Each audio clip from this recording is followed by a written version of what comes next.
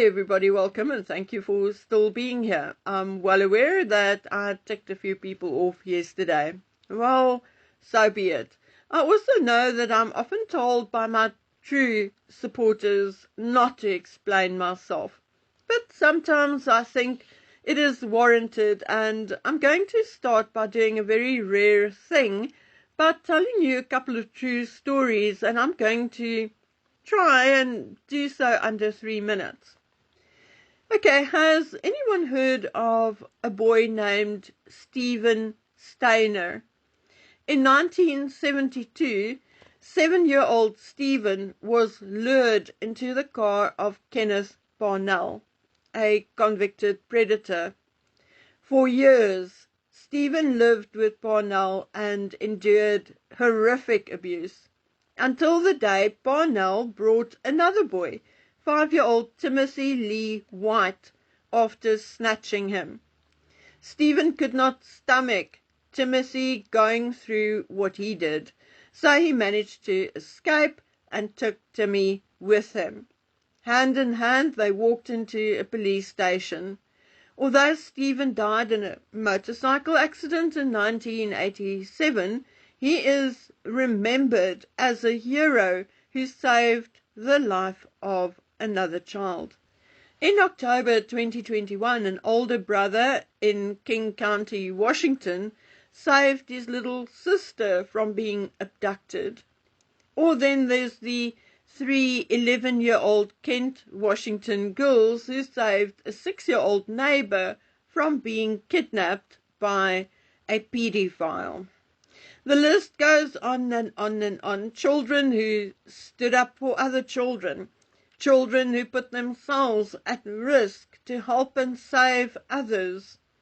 Annually, the world over, children are receiving bravery awards for committing selfless actions. So those of you who so eloquently accused me of victim shaming and telling me that I neglected to mention that Virginia was a child.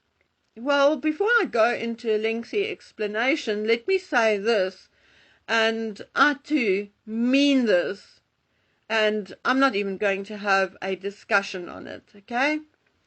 I have 2 daughters of my own, stepdaughters and a granddaughter, and I'm telling you now that if Virginia Roberts had lured one of my daughters into Epstein's den, I would likely have kicked her ass in so many ways that it left scars for the remainder of her life, whether I found her at 18 or 38. But back to the stories. Stephen Steiner did not go out and recruit other boys for Parnell. Instead, when Parnell brought in another boy, he risked his own life to get the child out and back to his parents. But what did Virginia do? At 17 and 18, 2-3 years older than Stephen Steiner, she did the exact opposite. Did she warn other girls or rush them out or save them or gone to the police? No, none of it. Instead, she recruited other girls from various schools, including the one she went to. She was also free to come and go as she pleased. For a large portion of her liaison with Epstein, she lived with her father, to whom she lied and told how happy she was, how much she was earning and learning. Remember, her father likely still had to give permission for her to travel overseas. Remember why that photo of Andrew and Virginia was actually taken? It was taken because she wanted to show her mother who she met and who she was with. Does that in any way spell innocence to you? Allegedly, Virginia was abused by a relative prior to turning 12. Virginia's parents' marriage fell apart because of the allegations. At one point, she left her family home and went to live with an aunt, I think her father's sister, who was prepared to have her.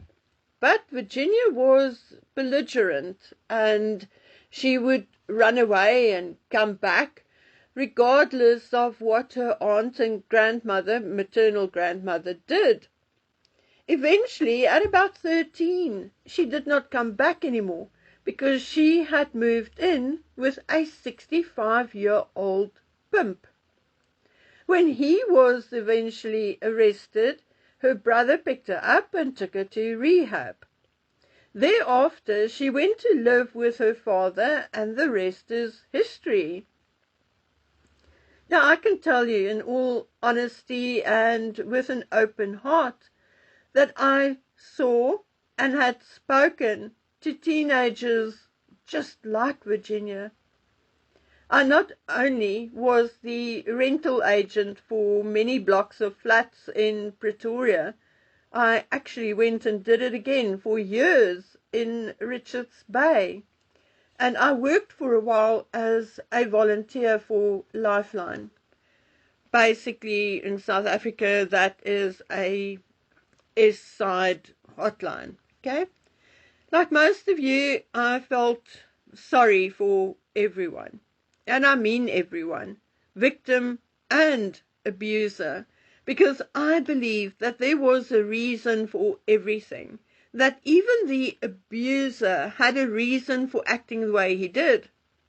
But I learned the hard way that that is not true at all. Some people, they may be in the absolute minority, but some people are just born evil. Some are born selfish. Some are born malignant narcissist, or they may be born as a narcissist and turned into a malignant narcissist. Some are sociopaths, and often you will find those with such terrible personality disorders and mental illnesses can come from the most textbook decent families. And yes, although Virginia's parents did eventually split up, her older brother, her father, his sister, and her maternal grandmother absolutely adored her. And for a very, very long time, they tried everything to keep her on the straight and narrow. Her mother has never spoken out, which I could find, so I don't know what she was like. But at 16 or 17, Virginia had lived a life which most 35-year-olds, and in all, most of us, regardless of our age, have not lived. We need to remember that there was a reason why Virginia looked so young in photographs of her taken when she was 17, 18. Because that is what Jeffrey and Ghislaine wanted her to look like. The younger the better, because that is how their friends and customers liked them. And yes, again, do I still go around saying, oh, it's okay, Andrew did not do anything illegal, so leave him alone? Abso-fucking-lutely not. I have always told you that a person can do a lot to me before I would come to a point where I felt I could not trust them anymore. But lie to me once about something important, and that is it. I knew and believed that Andrew was spoiled and entitled. I knew he could be rude and abrasive and also very, very, very charming. But now that I learned he's also a filthy liar, that is it. How can we now believe anything he says? How do we know he did not bring girls back from Taiwan or Saudi or various African countries or India, etc., etc.? We don't. And he did not always fly commercial. That we also know. So many things are going through my head now which I did not consider before. I actually heard that Andrew was a bit of a germaphobe, with a little OCD, very, very neat. His stuff had to be exactly in place. And that is also exactly why I believed him when he said he did not have relations with Virginia. Yes, just like Bill Clinton did not have relations with Monica Lewinsky. It appears the two of them are two of a kind. So please, investigate away, and if that man did anything illegal, and it can be proven, then treat him like anybody else. If his arse belongs in prison, then so be it. And the same goes for Fergie. The fact that Andrew was basically exposed and abused at age 11 will, however, be a mitigating factor and part of his defense. Remember, we are very quick to say, oh, but Virginia was a child. Well, Andrew, at 11, was definitely a child. And it is a pity that the person who did this to him and his friend is not alive anymore, because his backside also belongs in a prison. Anyway, it's not an excuse. Many abused children become very protective parents and nothing else. I think it was Neil Sean who spoke about royals being interviewed by police. Well, Charles should be a pro by now. He had been interviewed and investigated a number of times. 3 years ago, obviously, there was the Cash for Honours scandal. I think that went to Scotland Yard, not to the Met. Anyway, remember the note Diana wrote about Charles planning an accident in a car for her? Well, the note became public in 2003, and in 2005, Charles was interviewed about it at St. James's Palace. The Prince's Foundation for Integrated Health was shut down in 2010 amid allegations of fraud and money laundering. A senior official was arrested and charged and convicted, but it was very much hands-on run by Charles himself. Charles was also interviewed and investigated after Major Lindsay died in an avalanche in 1988. After Diana's death, Charles was also interviewed as part of the investigation into the alleged theft by Paul Burrell. I think there were a few other times, but I can't remember straight away.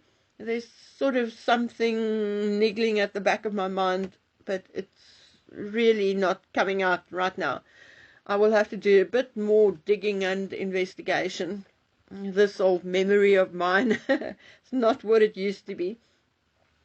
To be very honest with you, I have no feelings of guilt or anxiety when it comes to Virginia and Andrew and what I said.